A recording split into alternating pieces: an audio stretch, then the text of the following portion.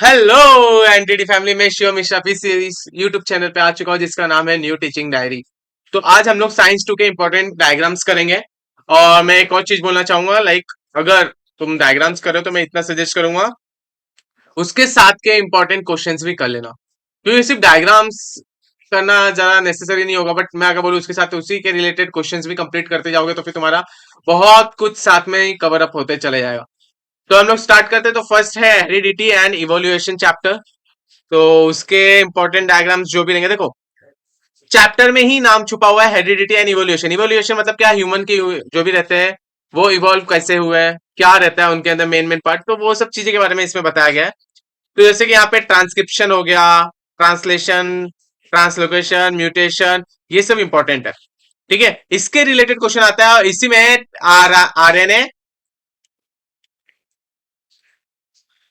M R N A, R R N A, anti R N A के related भी questions आते हैं। ठीक है,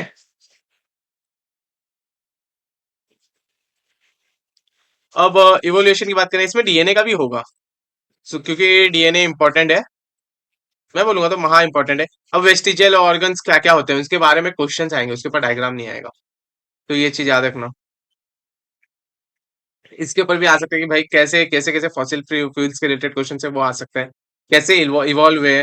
फिर सबसे इंपॉर्टेंट डार्विन्स थ्योरी होता है जो नेचुरल सिलेक्शन के रिलेटेड, मतलब डार्विन्स ने कैसे क्या क्या किया है, क्या क्या साइंटिफिक, ये सब साइंटिस्ट है जिन्होंने खुद से रिसर्च करके इस चैप्टर में सब कुछ बताया गया। अगर ये साइंटिस्ट नहीं होते तो हमें ये चैप्टर ही नहीं होता।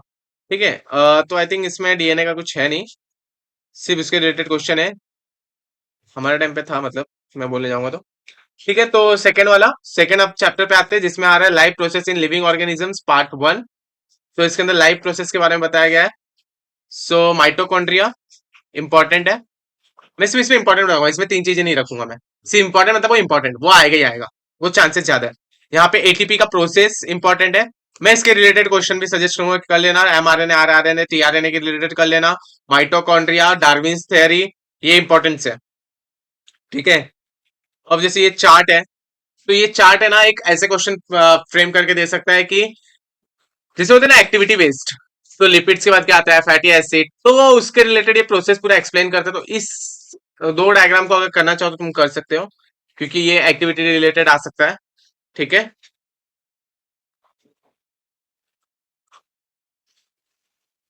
ठीक है। अब मैं बात करूंगा anaerobic respiration and aerobic respiration, उसके रिलेटेड भी होता है, उसके डिफरेंस बिटवीन आ सकते हैं, अमीनो एसिड के रिगार्डिंग आ सकता है। तो बहुत कुछ है जहां पे, जैसे देखो यहाँ पे फिल करना है तो ये भी इंपॉर्टेंट ही है। डायग्राम्स ऐसे भी आ सकते हैं तुम्हारे बोर्ड एग्जाम में कि तुम्हें डायग्राम दिया रहेगा, उसके नेम लिखो, तो उस तरह से आ सकता है। माइटोसिस भी आएगा, इसके रिलेटेड क्वेश्चन कर लेना, माइटोसिस के रिलेटेड। ठीक है, अभी जो मीसो मियोसिस, ये सब जो फेजेस रहते हैं ना, मियोसिस पार्ट टू, ये सब के रिलेटेड क्वेश्चंस आते हैं। तो अगर उस क्वेश्चन में अगर मैं डायग्राम बना दे रहा हूं तो वो उसको प्रेजेंट कैसे करेगा, बहुत टॉप लेवल का प्रेजेंट करेगा। ठीक है, तो बोलते हैं ना, तो वो चीज को वो बहुत अच्छे से एक्सप्लेन करेगा, वो इंप्रेशन ज्यादा अच्छा देगा। तो उस चीज के लिए मैं ये बोल सकता हूँ कि ये दोनों चीज कर लेना। देखो अब सब लोग बोलते हैं कि सब इंपॉर्टेंट है, तो फिर ये इंपॉर्टेंट देने का मतलब क्या है। तो मैं एक चीज बताऊं, बहुत देखो यहाँ पे मैंने जैसे बताया था, वो बाद में बता देता हूँ, पहले ये देख लो। देखो मैंने जो क्वेश्चन बोला था वो यहाँ पे पहले से दिया हुआ है। ओके, ठीक है। अब मैं जो बता रहा था, मैं बता रहा हूँ कि सब लोग सोचते हैं कि भाई सभी इंपॉर्टेंट दे रहे हैं भैया, तो फिर बचा ही क्या इंपॉर्टेंट। तो एक चीज बताऊं, जिसको जो पढ़ चुका होगा ना सब चीज, या फिर जो पढ़ना चाहे, जिसने पढ़ा नहीं हो, दोनों का मैं बता दे रहा हूँ एग्जाम्पल। जिसने पढ़ा नहीं होगा तो उनको ना बस थोड़ी चीज भी मिल गई ना एक चैप्टर से, भाई इतना बड़ा चैप्टर नहीं पढ़ना, पर इसमें तो कुछ कुछ मिल जाए, तो वे कुछ कुछ वाली चीजें ना अगर तुम कर लोगे ना तो वो इनफ है। तो उन लोगों को ये ज्यादा पूरा हर चीज इंपॉर्टेंट नहीं लगेगा, उनको लगेगा कि हाँ ये जरूर इंपॉर्टेंट है, वही लोग आगे जाके अच्छे मार्क्स लेके आते हैं।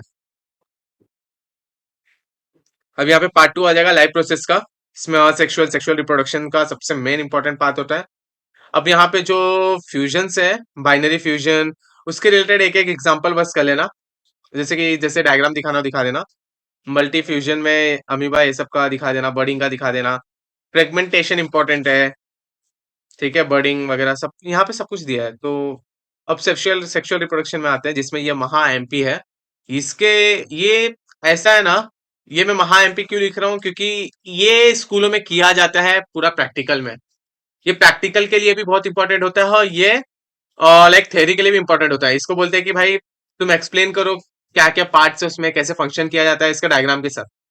तो ये अच्छा क्वेश्चन है। डबल फर्टिलाइजेशन भी इसी का ही पार्ट है। ठीक है, ये देखो ये भी महा इंपॉर्टेंट है, male and female reproduction system. ये महा एमपी है।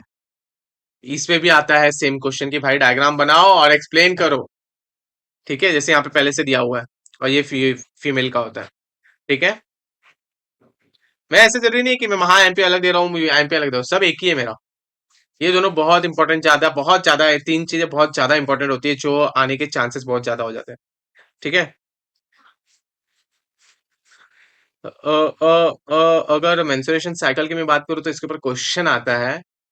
और क्वेश्चन के साथ अगर तुम्हें डायग्राम बना दोगे तो तुम्हें ज्यादा बेनिफिट हो जाएगा। ठीक है, इंपॉर्टेंट है वो, बट मैं सब नहीं दे सकता ना, मैं सिर्फ बताऊंगा। जब इंपॉर्टेंट क्वेश्चन दूंगा तब उसके ऊपर बात करेंगे। तो अभी हम नेक्स्ट फोर्थ चैप्टर पे आते हैं, एनवायरमेंटल मैनेजमेंट। एनवायरमेंटल मैनेजमेंट में देखो ये उसी का पार्ट है। और बायोटिक, बायोटिक इधर आ जाएगा। वहाँ एरोबिक अनएरोबिक आ गया था। ठीक है, ये सब डिफरेंस बिटवीन से आते हैं। ठीक है, ये तो ये चीजें कर लेना डिफरेंस बिटवीन में। मैं बहुत सारे इंपॉर्टेंट दूंगा साइंस का, तो उसके लिए टेंशन मत लेना। साइंस बहुत इजी होता है। देखो ये सब जो है ना, ये तो इसके ऊपर है ना एक डायग्राम बनाने आ सकता है। ओके, इसको एक डायग्राम बनाने आएगा और बोलेंगे कि बताओ वो किस चीज का डायग्राम है, या तो वो लोग डायग्राम दिए रहेंगे वो किस चीज का डायग्राम है, क्या ये बताता है, इंडिकेट क्या करता है। तो उसके रिलेटेड ये आ सकता है। ठीक है, अब हम लोग आगे फिफ्थ चैप्टर पे, जिसमें टूवर्ड्स ग्रीन एनर्जी के बारे में बताया गया। ठीक है, सो यहाँ पे ये टर्बिन्स वगैरह, इलेक्ट्रोमैग्नेटिक इंडक्शन, ये ठीक है, ठीक ठाक मैं बोल सकता हूँ। ये इंपॉर्टेंट है। Thermal power plant. ओके, और तो सिमेटिक न्यूक्लियर पावर प्लांट। ठीक है, ये दो डायग्राम बस मेरे को लगता है इसमें रहेंगे।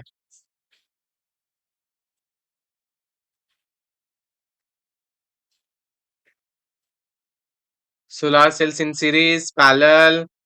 ये जो सीरीज एंड पैरेलल का फंडा है ना, ये तुमने नाइन्थ में किया है। ठीक है,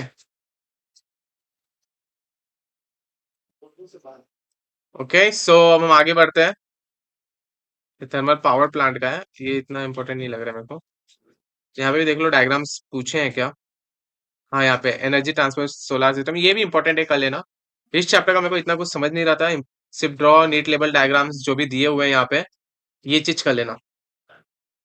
ये देखो ये महा एमपी है, लिविंग ऑर्गेनिजम्स के रिगार्डिंग है। ओके, चैप्टर का नाम क्या है, एनिमल क्लासिफिकेशन। तो इसमें एनिमल्स के रिगार्डिंग जो भी क्लासिफाइड करेंगे वो लोग, उसके बेसिस पे जैसे कैरेक्टरिस्टिक्स ऑफ कॉर्डेट, कॉर्डेट होते हैं एंड नॉन कॉर्डेट होते हैं, जिसके पास बैकबोन होता ही नहीं है, वो सब चीजें होते हैं इसमें। किंगडम्स के बारे में पढ़ोगे तुम लोग। ठीक है, ये वाला डायग्राम इंपॉर्टेंट है, ये एक्सप्लेनेशन के साथ देना रहता है। ओके, जैसे ये देखो यहाँ पे दे दिया ऑर्गन से रिलेटेड बता दो, तो ये बोर्ड एग्जाम में ऐसे क्वेश्चंस दे सकते हैं वो लोग। अर्थ फॉर्म का यहाँ पे एक्सप्लेनेशन दिया, ये एक इम्पोर्टेंट है। किंगडम नहीं जानता, साइकॉन, ये सब किंगडम के हिसाब से तुम्हें एक्सप्लेन करना पड़ेगा। ठीक है, किंगडम के हिसाब से एक्सप्लेन करोगे ना तो खुद ही समझ में आएगा, ये एक इम्पोर्टेंट है।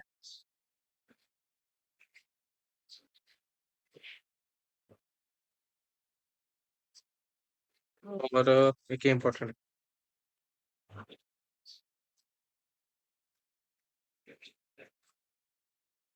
सब तो नहीं रहेंगे। नेक्स्ट में आगे इंट्रोडक्शन टू माइक्रोबायोलॉजी। अब यहाँ पे माइक्रोबायोलॉजी के बारे में पढ़ेंगे, जिसमें वायरस, ऑर्गेनिज्म, छोटे छोटे चीजें आते हैं जिसको देख नहीं सकते माइक्रो ऑर्गेनिजम्स, उसके रिगार्डिंग है। ठीक है, यहाँ पे बायोफ्यूल कैसे फॉर्म होता है उसके रिगार्डिंग बताएगा, तो ये इंपॉर्टेंट क्वेश्चन है।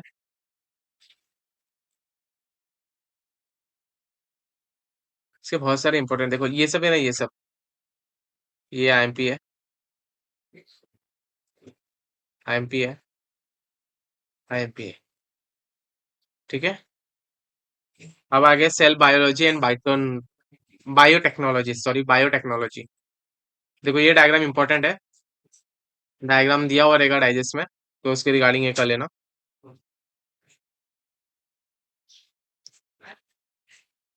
अब इसके अंदर मेरे को नहीं लग रहा है कुछ होगा, यहाँ पे ये इंपॉर्टेंट रहेगा। और ऑब्जेक्टिव्स तुम लोग करते ही रहोगे, है ना। अब सोशल हेल्थ के बारे में मुझे नहीं लगता इसमें कुछ होगा इंपॉर्टेंट, कुछ नहीं है इसमें।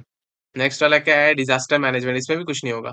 इसमें डिजास्टर्स के बारे में बताया गया है, तो इसके अंदर जो रहेगा वो फ्लो चार्ट वगैरह आ सकता है। जैसे ये फ्लो चार्ट है, बट वो फ्लो चार्ट नहीं आएगा। और ये आ सकता है, जो कंप्लीट करने आएगा वो फ्लो चार्ट रिगार्डिंग ही आएंगे इसमें से। और कुछ आया तो ठोकने लायक ही है, तो ठोकना तो तुम लोग होशियार हो ही। तो यहाँ पे हमारा साइंस 2 के इंपॉर्टेंट डायग्राम्स के क्वेश्चन, जो भी इंपॉर्टेंट डायग्राम्स है वो खत्म हो रहे हैं यहाँ पे। सो मैं बोलूंगा कि अगर ये वीडियो तुम्हें सही में हेल्पफुल लग रहा है कि हाँ ये है, कुछ तो है जो मुझे हेल्प करेगा, सो प्लीज लाइक कर देना।